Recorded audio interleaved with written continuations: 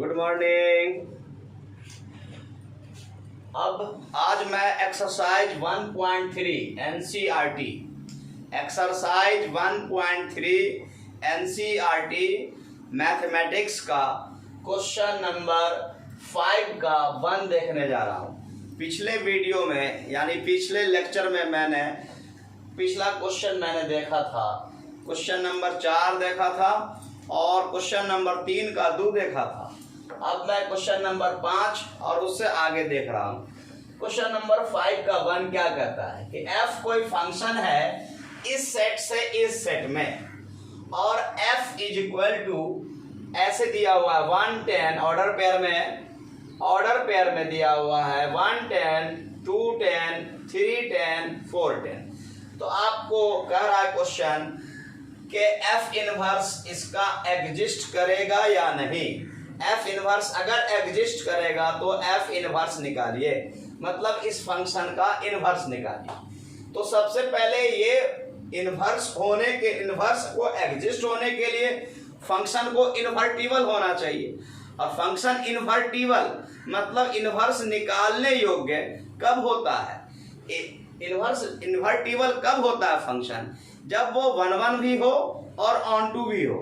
तो हम लोगों को यहाँ देखना होगा कि ये फंक्शन 1 है या नहीं एंड ऑन टू है या नहीं। तो क्लियरली ये 1 तो नहीं है, क्योंकि 1 का ही इमेज देखिए, 1 का इमेज 10 है, 2 का इमेज 10 है, 3 का इमेज 10 है, 4 का इमेज 10 है। मैंने यहाँ फिगर से दिखाया आपको वे एरो डायग्राम से कि 1 का भी इमेज 10, 2 का भी इमेज 10, 4 का भी इमेज 10। यानी f कोई फंक्शन है जो इस सेट के एलिमेंट्स को इस सेट के एलिमेंट से एसोसिएट करता है।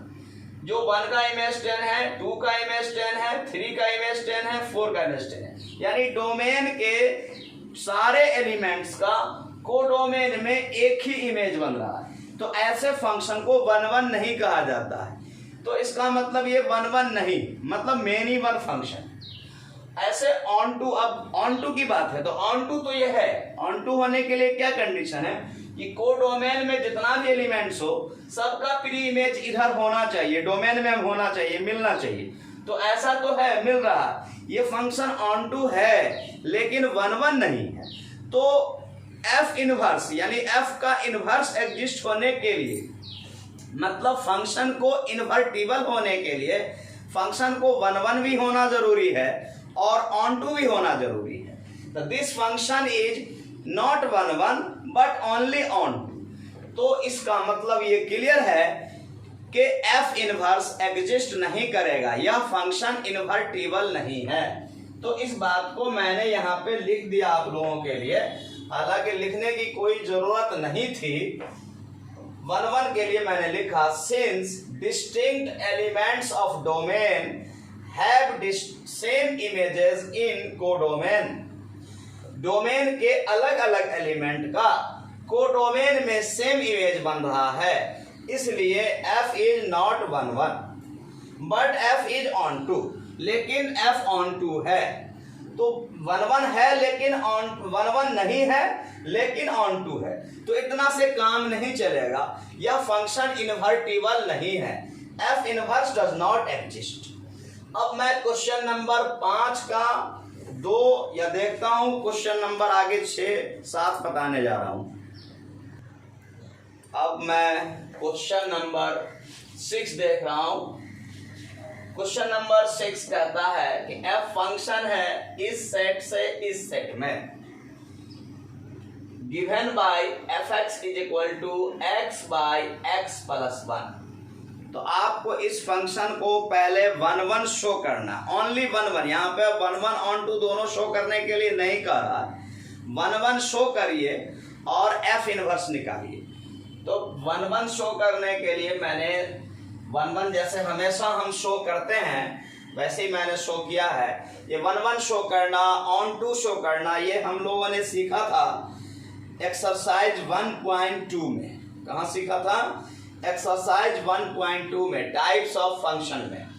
तो आप लोगों को अगर 1 में, ऑन टू में किसी प्रकार का प्रॉब्लम क्रिएट होता हो कंसेप्ट में, तो आप मेरा पिछला लेक्चर जो 1.2 मतलब टाइप्स ऑफ फंक्शन, फंक्शन का definition and types of function पर कई लेक्चर मैंने दिया है, उसके लेसन को भी मैंने सॉल्व किया है, उसको आप वहां जा करके फिर से स्टडी कर सकते हैं। आप जितना बार चाहें उतना बार स्टडी कर सकते हैं। तो चलिए मैं अभी 1 दिखला रहा हूँ। Let fx1 is equal to fx2। मान लिया कि x1 x2 कोई दो एलिमेंट है इस डोमेन में और उस दोनों का इमेज है, एक का इमेज है fx1 और दूसरे का इमेज है fx2।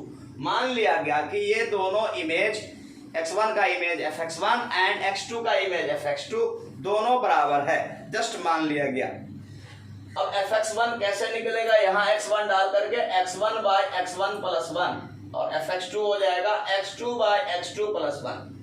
अब इसको क्रॉस करिए और इसको इधर क्रॉस करिए तो x1 into x2 plus x1 is equal to x1 into x2 plus x2।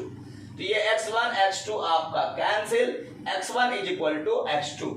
तो x1 is equal to x2 यहाँ आ गया, देयरफॉर आपका f क्या है, 1 है, f इज 1। अब ऑन टू तो हमको निकालना नहीं, लेकिन ऑन टू निकालने का वही तरीका जैसे इनवर्स निकालते हैं। ऑन टू में हमने बतलाया था लेसन 1.2 में आपको कि ऑन टू निकालने के लिए fx को y मान लेना है और y इज इक्वल टू इतना लिखना है और x को y के टर्म में एक्सप्रेस कर देना, और x को y के टर्म में एक्सप्रेस करने के बाद वही काम मैंने यहाँ किया। एक्सप्रेस करने के बाद आपको देखना है कि y के सभी वैल्यूज के लिए, y for all values of y which belongs to codomain x का ऐसा वैल्यू ऑब्टेन होता है कि नहीं, ऐसा x का ऐसा वैल्यू ऑब्टेन होना चाहिए जो डोमेन में बिलोंग करता है। और वही कंडीशन है, f इनवर्स भी निकालना होता है तो वैसे ही किया जाता है, सिमिलर। तो मैंने यहाँ पे फंक्शन fx को y मान लिया और y is equal to x y x plus 2 लिखा। अब इसको क्रॉस किया इधर तो yx plus 2y is equal to x हो गया।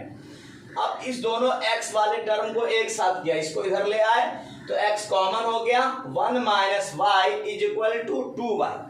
तो therefore x is equal to 2y upon 1 minus y।